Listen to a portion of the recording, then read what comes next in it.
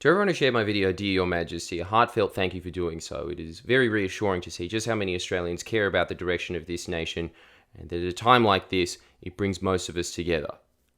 Most. Because if you look at the comments, there is a lot of those classic boomer memes that we all love, and the thing is, they're not memes. They're comments, i.e. real life people. This is When Boomers Attack.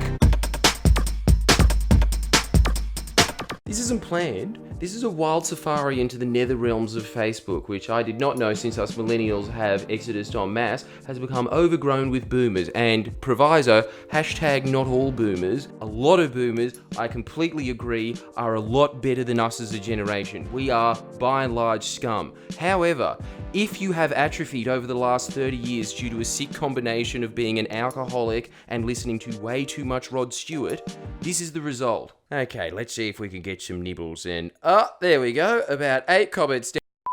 Right, who is this sad f***wit? Obviously a lefty uni goose. Go away, fool. I don't think he understands that he is not in a physical realm, or the fact that he is on my Facebook page. Can you imagine if that was the physical world? He walked into my house and said, "Who the f*** are you? F*** off!"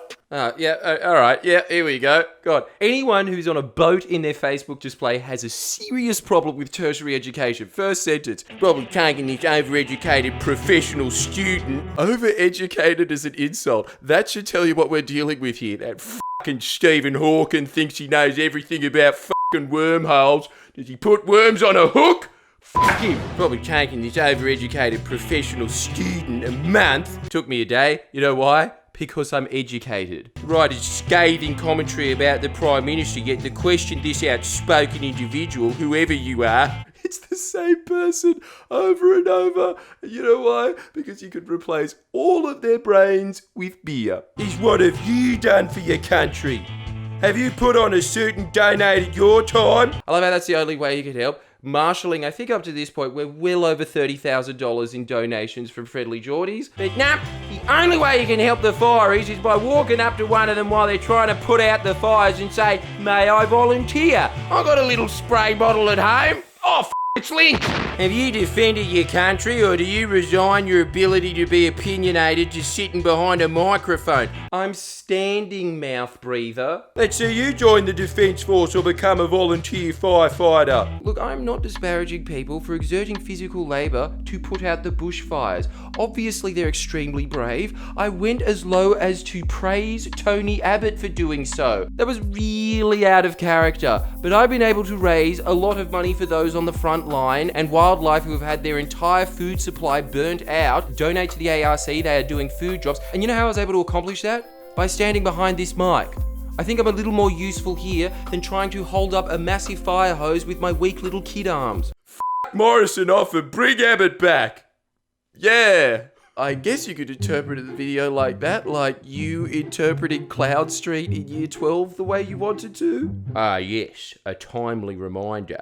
We did this, burn baby burn, vote one Australian Greens. Look, there's no explanation for it at this point. If you think that the Greens caused the bushfires, you have brain damage. There is no way that you are a functioning human being if somebody tells you 1,000 times the Greens have never been in power federally or in state, and your response is, "Nah, you bloody wet behind the ears uni student, what would you fucking know?" This has to be the psychology of these boomers. They're not yet at that Alzheimer's stage, but they've got a lot of accumulated brain damage from drinking too much, so they're at that little cusp crossover moment, just into obsequiousness before they go, what's my name? And in that transition period, you just seem to be really envious of people who are able to read a newspaper article.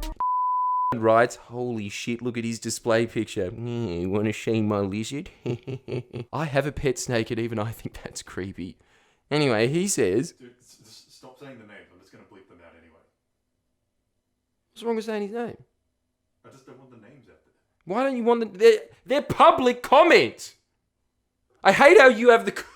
He has the control of all of these decisions. I hate this. I'm kind of just this little puppet play thing. I feel like one of the dancers in NSYNC. People can see the comments anyway. Don't harass them. We're on safari, remember? You're supposed to keep your distance and respect them in their natural habitat. Anyway, he says, "Stop attacking other people and do something positive to help those in need. Don't be a dick. Top's advice, but tit for tat, my advice to all boomers who have spent far too much time at BWS in their time: don't have your pets in your display picture. It's weird. And that extends to dead fish and motorbikes, by the way. They're all proud of these shitty possessions they own. Yeah, this is mine and no one else's. God, you want to lose faith in humanity fast? Read the comments of anyone who has a vehicle as their display picture. These small-minded dickheads would leave Scott Morrison alone. He's still doing the best job he can. It's not climate change. It's not Scott Morrison. It's a natural disaster. Why does the concept of climate change trigger old dumb people so much? I have a bunch of videos explaining why these bushfires have been greatly exacerbated by climate change. I mean, if you don't believe me, you can ask your hero, Home Brand Howard. Climate change, it is the government's policy, has obviously impacted on the longer, hotter, drier summer seasons, and that's the advice we've received, and that is not contested. That is the position of the government. And here's another hot take from someone who looks like they failed the IQ test to be the dumb muscle in the mafia. Hey, Jordan, you're just another opinionated idiot. You should have used the effort making the stupid video to maybe go to help some unfortunate people. I love it because there were these fat wheezing slugs. Go help someone. Have you done anything in your life to help? Even as easy as not voting for a party that is going to cause a housing collapse so you get a few bucks in negative gearing every week.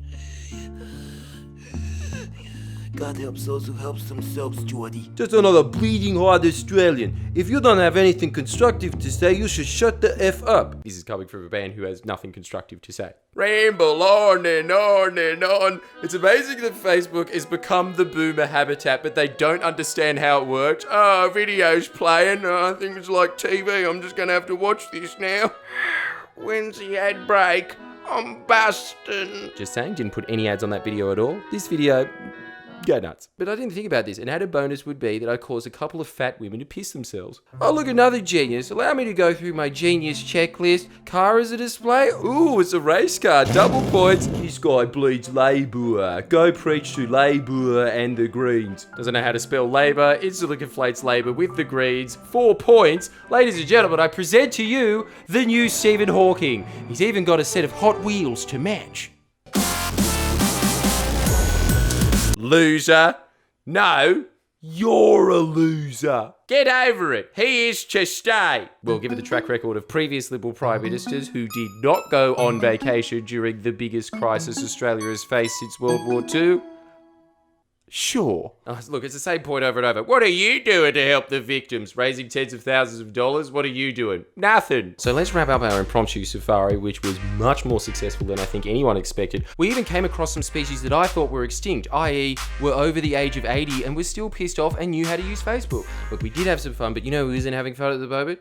Animals whose entire food supply has been burned, and so they will need continual drops of food to feed them. ARC is doing magnificent work to address that. They are dropping in 140 different places, so all the little kangaroos can run up and go,